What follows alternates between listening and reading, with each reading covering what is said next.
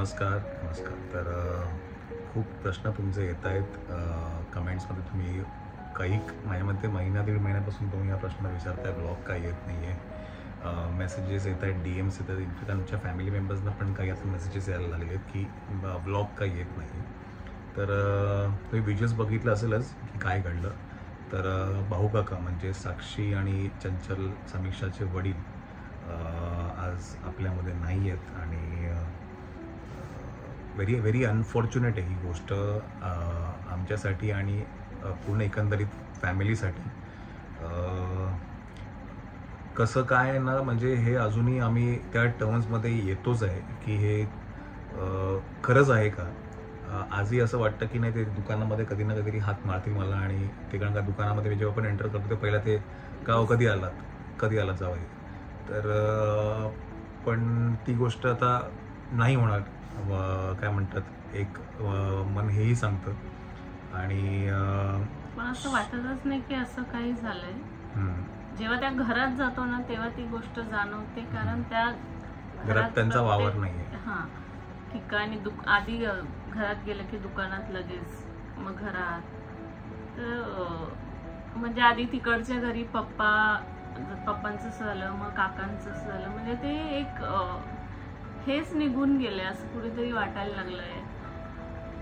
आम्हालाच समजत नाही काय घडतंय आणि काय होतंय.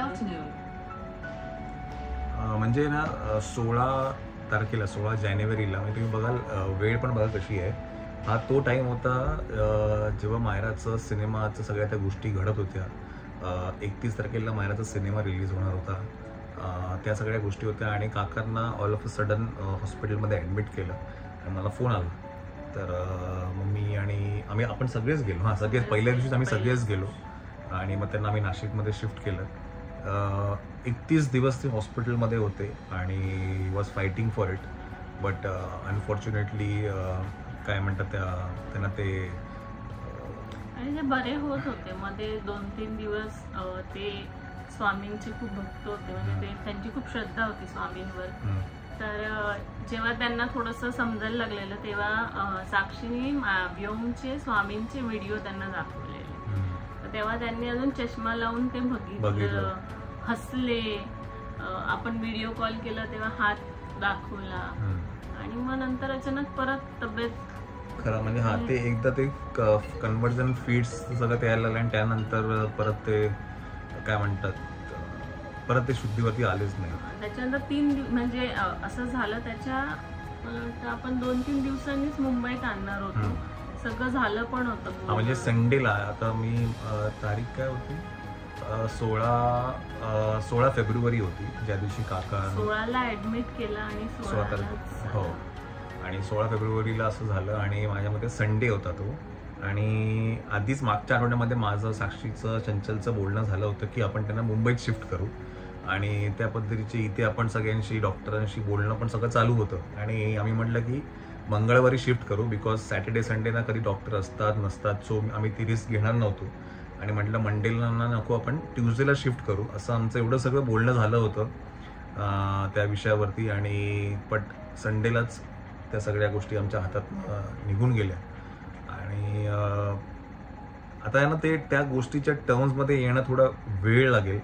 बट मला ना एक गोष्ट इथे सांगायची आहे की ज्या धीराने आणि ज्या खमकीपणाने दोन्ही मुली उभ्या राहिल्या. समीक्षा लहान आहे आता सगळं समजण्यासाठी आणि किंवा इतर त्या गोष्टींमध्ये पडण्यासाठी. बट चंचल आणि साक्षी ज्या धीराने उभ्या राहिल्या, घर सांभाळता आहेत, दुकान सांभाळता आहेत, आईला सांभाळता आहेत, लहान बहिणीला सांभाळता आहेत. तर मला ना खरंच त्या मुलींचं कौतुक आणि एक सॅल्यूट करावं असं वाटतं. बिकॉज आम्हाला एक खूप होतं की हे आपण सांगितलं पाहिजे की खूप घरांमध्ये असं असतं की अरे यार मुलगा पाहिजे. पण त्या मुलींनी मुलं काय करतील एवढं त्या मुली आज करतायत. ठीक आहे, फॅमिली आहे, आम्ही सगळे त्यांच्या मागे उभं आहे, at the end of the day त्यांना ते फेस करायचं. पण त्या ज्या पद्धतीने उभ्या आहेत, ज्या पद्धतीने त्या सांभाळतायत, खूप म्हणजे सगळ्यांनीच मानलं त्या मुलींना. काका 16 तारखेला ऍडमिट झाले. 17 तारखेला दुकान बंद होतं आणि 18 तारखेला शुक्रवारी बाजार होता, मला अजूनही आठवतंय. आणि चंचलने तो दुकान उघडलं होतं. चंचलने स्वतः सांगितलं, नाही मी सुरगाणला जाते, मी दुकान उघडणार आणि आज शुक्रवार आहे. कारण काकांचं ते खूप होतं, म्हणजे ते कधीच ना शुक्रवारचा बाजार बुडवायचे नाहीत आणि दुकान तर पहिलं बंदच नाही ठेवायचे. त्यामुळे चंचलचं होतं की नाही पप्पा जर आज इथे आहे तर ते निदान त्यांच्यासाठी आपल्याला दुकान तरी चालू ठेवायला पाहिजे. त्यामुळे ती त्या धीराने आणि त्या काय म्हणतात हिमतीने परत सुरगाणला गेली. तिथे ती राहिली, एकटी राहिली. एकटीने दुकान सकाळी उघडण्यापासून बंद करण्यापर्यंत तिथे होती. हा, तिच्या बरोबर तिकडे काकांचे सगळे होते. दीपक काका होते, उषा काकू होती, शारदा काकू आहे, मावशी आजी, सगळे तिच्या बरोबर. कोण झोपायला वगैरे देत नव्हतं, पण तिने हिम्मत केली तिथे जाऊन ते दुकान उघडायचं, दिवसभर बसायचं सोपं नाहीये. आणि साक्षी इकडे 24 तास हॉस्पिटलमध्ये होती, म्हणजे 30 दिवस तिने बाहेर काय चाललंय हे बघितलंच नव्हतं. म्हणजे एकीकडे ती लढत होती दुकानामध्ये आणि एकीकडे ही लढत होती हॉस्पिटलमध्ये. आणि अनफॉर्च्युनेटली 30 दिवसात त्यांना ते यश नाही आलं. आम्ही खूप प्रयत्न केले, बट नाही. आता ते त्या गोष्टीमध्ये नाही झालं, ज्या गोष्टी घडून गेल्या. आता फक्त एवढंच आहे की ह्याच्या पुढे ज्या काही गोष्टी आहेत त्या आता कशा स्ट्रीमलाईन करून ते जरा व्यवस्थित करणं ह्यावरती आमचा जरा त्या फोकस आहे. आणि मी साक्षी आणि चंचलला हेच सांगितलं, म्हटलं बघा परीक्षेची वेळ आहे, बट मला एवढं नक्की माहिती आहे तुम्ही त्या परीक्षेमध्ये दोघी पण आहे ना काय म्हणतात चांगल्या पद्धतीने त्या पुढे जाल. बिकॉज काय ना मुलगा मुलगीचा तो आपल्याकडे अजूनही असतो, म्हणजे ग्रामीण भागामध्ये आजही आहे ते मुलगा मुलगी. बट तिने आज सगळं केलं, चंचल आणि साक्षीने सगळं केलं. म्हणजे कौटुंबिक गोष्ट असेल, मग ते कार्याच्या वेळेला असेल, कार्याच्या वेळेला असेल, अग्नी देणं असेल, या सगळ्या गोष्टी आहेत. तर त्या गोष्टींना कुठेतरी त्या काय म्हणतात बदल पण समाजामध्ये साहजिक आहे. त्यांची जागा तर आज कोणीच नाही घेऊ शकत त्यांच्या आयुष्यात, पण आता त्यांना त्यांच्या जागेवर उभं राहायचंय आणि इतर गोष्टी सांभाळायच्या आहेत. म्हणजे आज तुम्ही बघाल ना, आज साक्षी एवढं शिक्षण घेतलं तिने, ती जॉब करत होती, ती स्वतः आर्किटेक्ट झाली आहे. आज ती ते सोडून ती दुकान सांभाळते, कारण चंचलचं कॉलेज सुरू होणार आता, तर तिचं लास्ट इयर आहे. तर तिने तिचा हे बुडवू नये, म्हणजे ती ज्या फील्डमध्ये आहे ते जाऊ नये म्हणून तिने वर्क फ्रॉम होम घेतलं. ती तेही करते, तिचं स्वतःचं कामही करते आणि आज ती पूर्ण 12 तास दुकान पण सांभाळते. आणि त्याच बरोबरीने चंचल पण तिला साथ देते की जेव्हा सुट्टी मिळेल तेव्हा चंचल कुठे नाही जाता लगेच दुकानात येते, तिला तिच्या ऑफिसच्या कामासाठी सोडते. तर मग काकूला सांभाळणं असेल, मग आजी असेल, आता तिथे माझी मम्मी पण आहे. तर ह्या सगळं त्या मुलींनी खूप सुंदर जुळवून आणलं. त्याच पद्धतीने दादाने पण त्यांना सांभाळलं. आम्हाला एक धीर आता आमच्याकडे बघायला तोच आहे. तसं म्हणजे एक असं वाटलं, काय म्हणतील, सगळेच आम्ही एकमेकांसाठी उभं राहिलोय, प्रत्येक जण एकमेकांना धीर देत आहे. फेस प्रत्येकालाच करायचं, म्हणजे आज जे काही ती साक्षी आणि चंचल जे काही करतात ते त्या दोघींनाच फेस करायचंय. मी तुम्हाला एक गोष्ट सांगेल की साक्षीची जी आर्किटेक्टची जी डिग्री आहे ना, ती काका हॉस्पिटलमध्ये असताना आली होती आणि ती अशीच पडून होती. तिने काल ती जाऊन बघितली, काल जेव्हा ती नाशिकला आली होती तेव्हा तिने काल ते सर्टिफिकेट तिने ते डिग्री ओपन करून बघितली. चंचलचा पण रिझल्ट तेव्हाच आला. हा, चंचलचा पण रिझल्ट तेव्हाच आला जेव्हा काका हॉस्पिटलला. ती बोलते काय आता जिजू ते रिझल्ट आणि घेऊन, म्हणजे काकांनी त्या मुलींना ना शिक्षणासाठी कुठलीच कमी नाही ठेवली. मुली शिकल्या पाहिजेत ह्या मताच्या त्या होत्या आणि सगळं केलं.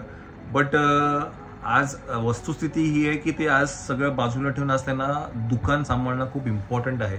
बिकॉज वाटतं ना, म्हणजे साक्षीचं तरी लग्न झालं असतं, त्यांनी ते तरी बघितलं असतं की त्यांना खूप हौस होती, ते इतरांच्या प्रत्येक कार्यक्रमात उत्साहाने सहभागी व्हायचे. मग बँड कुठला असेल, मग जेवणावाला गावामध्ये आहे ना, सगळ्या गोष्टीला गावामध्ये जर कुठलं कोणाचं जेवणाचं काही ठरवायचं असेल गावात किंवा लग्नाचा बँड ठरवायचा आहे तर पहिले भाऊ काकाला फोन करे. म्हणजे इव्हन लहानातला लहान मुलगा आणि मोठ्यातली मोठी व्यक्ती गावामध्ये काकांना भाऊ काका म्हणून हाक मारायचं आहे ना, भाऊला बोलवा, भाऊला विचारा, भाऊला.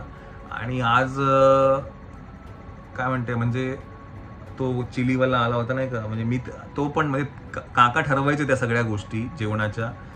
तर तो बोलला की मी आता काय काय बोलणार ना ह्या सगळ्या गोष्टी. म्हणजे सगळ्यात जास्त तर आजीला फेस करणं खूप डिफिकल्ट आहे. कारण म्हणजे ह्या वयामध्ये तिने तिचे 2 मुलं, 1 मुलगी, हे सगळं बघणं खूप हे रडून रडून त्या बाईचं ना आता कोरडी झालं असं ना, एवढं वाईट वाटतं उठली ना तरी पटकन भाऊ अशी म्हणजे कठीण झालंय सगळं. त्यात काय कळतच नव्हतं आम्हाला काय ब्लॉग करणार काय. पण तरी पण एक होतं की मला खूप की काही मुलींना असं तर पहिले तर कुणासोबत घडूच नाही, पण मुली किती खंबीरपणे उभं राहू शकतात, काय पद्धतीने करू शकतात. तर त्या माझ्या साक्षी चंचल आहे. त्या मुलींनी जे काही केलंय ना ते तर मी पण नाही करू शकत. नाही म्हणजे नेक्स्ट डे जाणं सुरगाण्याला म्हणजे हिंमत दाखवणं की नाही मी जाऊन दुकान उघडते आणि मी बसते. म्हणजे एक साइड आहे ना प्रॅक्टिकल गोष्ट होती, चंचल जे बोलते ते प्रॅक्टिकल होतं, आणि एक साइड इमोशन्स होतं. ठीक आहे माझे वडील हॉस्पिटलला आहेत तर मला त्यांच्याबरोबर थांबणं पण गरजेचं आहे, बट त्या इमोशन्सवरती मात करून उभं राहणं. आणि प्रॅक्टिकॅलिटी काय आहे तर आज ते दुकान जर चालू राहिलं तर सगळ्या गोष्टी घडताना दिसू शकतात आपल्याला. तर ती त्या धीराने सुरगाण्याला जाऊन दुकान चालू केलं. आणि ह्या याच्यामध्ये ना म्हणजे अख्ख्या फॅमिली सगळ्या मुलींबरोबर उभी होती. ते खूप की म्हणजे कुठेच असं नाही झालं की प्रत्येकाने आपलं आपलं बघितलं आणि हे नाही गेलं. फॅमिलीतल्या एक व्यक्तीने इतकं लक्ष घातलं, इतकं साथ दिली आहे सगळ्यांनी. अगदी म्हणजे लहान मुलगा असेल फॅमिलीतला तर मोठं असेल, सगळ्यांनी खूप एकजुटीने आम्ही ह्या सिच्युएशनला फेस केलंय. मला आठवतं की जेव्हा घरी जेव्हा काकांना आणलं तेव्हा ना समीक्षा खूप रडत होती. त्यावेळेला दुर्वाने तिला सांभाळलं. म्हणजे ही जाण, दुर्वा आणि समीक्षा ना दोन्ही एकाच वयाच्या आहेत, पण ती समज आणि ती जाण असणं की बाबा ठीक आहे आपण आहे करू सगळं. इतर वेळेला काका असतील, दीपक काका असतील, खालचे गजूचे वडील असतील, अण्णा असतील, अप्पा असतील, सगळेच उभे राहिले. सगळे उभे राहिले.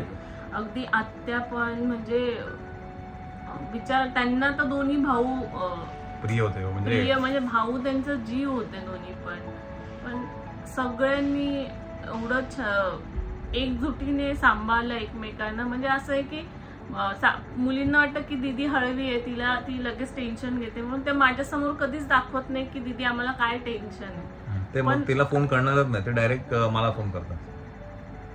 पण मला माहितीये की आतून त्या किती खचल्या आहे, पण तरी पण त्यांना उभं राहायचंय.